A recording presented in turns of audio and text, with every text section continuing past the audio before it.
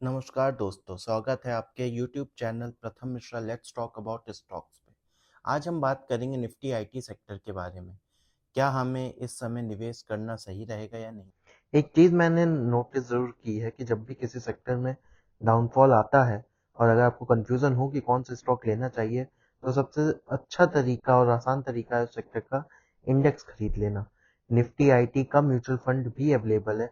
ICICI Nifty IT करके mutual fund available है और ये उन लोगों के लिए बेस्ट ऑप्शन है जिन्हें स्टॉक्स चुनने में मुश्किलात आती हैं। अब बड़ा ये सवाल है कि एंट्री की मार्केट तो गिर चुका है, निफ्टी आईटी सेक्टर पे काफी प्रेशर है।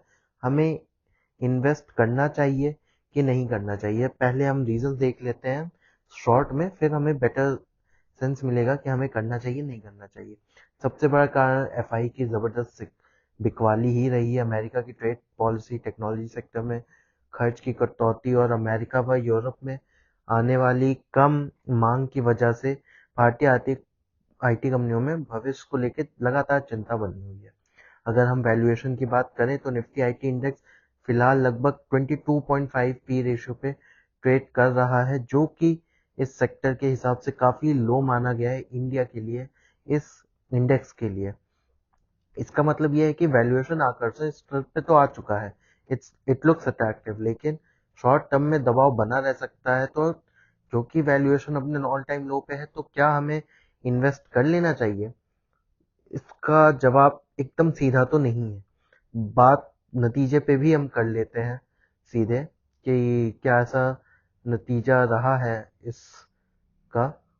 टीसीएस, इन्फोसिस, एचसीएल और टेक महिंद्रा जैसी कंपनियों ने तो हाल ही में बेहद कमजोर नतीजे पेश किए हैं। इनके गाइडेंस भी सिर्फ 1 से 3% का रहा है। अब आप खुद ही सोचिए, इतने मामूली ग्रोथ पे अगर अपन मार्केट पॉजिटिव रिएक्शन दिखाता रहे तो ये कहीं ना कहीं गलत ही संकेत है। हर बार अपने आईटी स्टॉक्स ये कह के बच जाते कि हमें ऑर्डर बुक अच्छी दिख रही है, हमें ग्रोथ सेंस हो रहा है, तो मार्केट इनको उतना बैश नहीं करती थी और एक डिसेंट पी रेशियो पे इनको मेंटेन रखती थी जस्ट बिकॉज ऑफ गाइडेंस। पर आप लगातार देखें तो 3-4 साल में बिल्कुल ही इंडियन आईटी कंपनीज ने ग्रोथ की ही नहीं है। बल्कि अगर आप दूसरी तरफ देखें, अमेरिकी टेक कंपनीज को देखें, अगर एनवीडिया, माइक्रोसॉफ्ट, गूगल, तो ये 25 से 30% की ग्रो भी दिखा दी, उसके बाद भी 25 से 30 के पी रेशियो पे डेवलप है। यानी तुलना पे साफ नजर आता है कि भारतीय इंडियन आईटी सेक्टर तो परफॉर्मेंस और वैल्यूएशन दोनों ही मामलों में पीछे है। इंडियन आईटी इंडेक्स में, जो निफ्टी आईटी इंडेक्स है, उसमें कौन कौन सी कंपनी शामिल है, इसको मैं एक लिस्ट बना दूंगा, डाल दूंगा, और इसको मैं दो पार्ट में डिवाइड रखूंगा।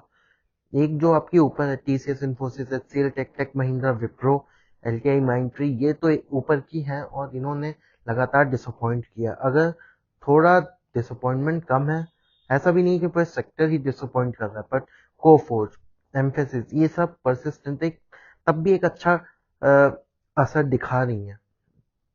लेकिन हमें जो भी आ रहा, हमें तो इन्वेस्ट करने हैं, हमें पैसे डालने हैं, हमें बेटर रिटर्न निकालने हैं। तो हम थोड़ा सा देखते हैं कि क्या होता है। मैं एक ट्वीट डाल रहा हूँ जो कि समीर अरोड़ा जी का है, जो कि हेलियोस कैपिटल के फंड मैनेजर हैं और काफी लंबे अरसे से इन्होंने म्यूचुअल फंड को मैनेज कर रहे हैं। तो इनका ये जो ट्वीट मैं डाल रहा हूँ, उसमें ये साफ साफ लिख रहे हैं, एक्चुअली जब टैरिफ लगाया था ट्रम्प ने, H1B वीजा की रेट बढ़ा दिए थे, फीस बढ़ा दी थी, तब अगले ही दिन या उसी दिन कई कंपनियों ने बीएसई पे अपने नोटिफिकेशन जारी किए थे, जिसमें उन्होंने लिखा था कि हमारे रेवेन्यू पे कोई इम्पैक्ट नहीं है, हमारे रेवेन्यू पे कोई इम्पैक्ट नहीं है। ऐसे करके हर आईटी कंपनीज ने मार्केट खुलने से पहले अपने नोटिफिकेशन डाल दिए थे। तो इस पे समीर अरोड़ा का ट्वीट आया था कि बहुत ही फुलिश इंडियन, उन्होंने बहुत ही सख्त लफ्जों का इस्तेमाल किया था कि उन्होंने लिखा था कि it is foolish of Indian companies, कि इंडियन कंपनीज ने बहुत फुलिश एक्ट किया है, जो उन्होंने लगातार वो हर टैरिफ पे यही चीज बोलते जा रहे हैं कि हम पे कोई इम्पैक्ट नहीं कर रहा है।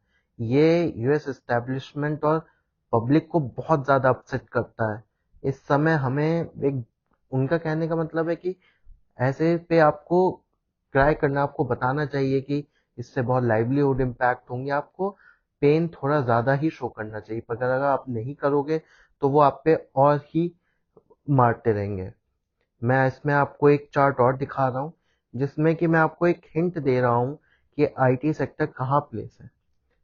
अगर आप सही जगह पे आईटी सेक्टर को पैसा डालेंगे तो जहां सबसे लो पॉइंट मैं दिखा रहा हूं, अगर आप इस चार्ट में सबसे सही जगह पे डालेंगे वहां पे पैसा बनता है। अभी मेरे हिसाब से ये कहीं दूसरे नंबर पे ये इंडेक्स आकर खड़ा हुआ है। अगर हम इसको यहाँ डालेंगे उतना अच्छा रिटर्न नहीं आएगा, पर थोड़ा पैसा है आप डालें, बहुत सेफ रिटर्न रहेगा। इंडेक्स में डालें अगर आपको ग्रोथ समझने में दिक्कत हो रही है, और धीरे धीरे पैसा डिप्लॉय करते जाएं हर आईटी सेक्टर के डाउनफॉल पे। और मैंने देखा है कि अगर आप सही समय पे इंडेक्स में भी घुसेंगे तो आप इसमें भी 2-3 साल में पैसा डबल कर सकते हैं। बस आपको एक राइट पॉइंट चुनना है। 2021-22 में निफ्टी बैंक इंडेक्स में ये चीज जरूर हुई थी कि 1-2 साल में ही 50-60% का रिटर्न जनरेट किया था इंडेक्स ने। तो अगर आप इस पे नजर रखें, मैं भी नजर रखूंगा, जब ऐसे मौके आएंगे मैं आपको बताता रहूंगा। आप इस यूट्यूब चैनल को सब्सक्राइब करें, लाइक करें, और अगर आपके कुछ भी डाउट्स हैं आप जरूर डालें, और बाकी वीडियोस मैं लेके आता रहूंगा। Thank you so very much.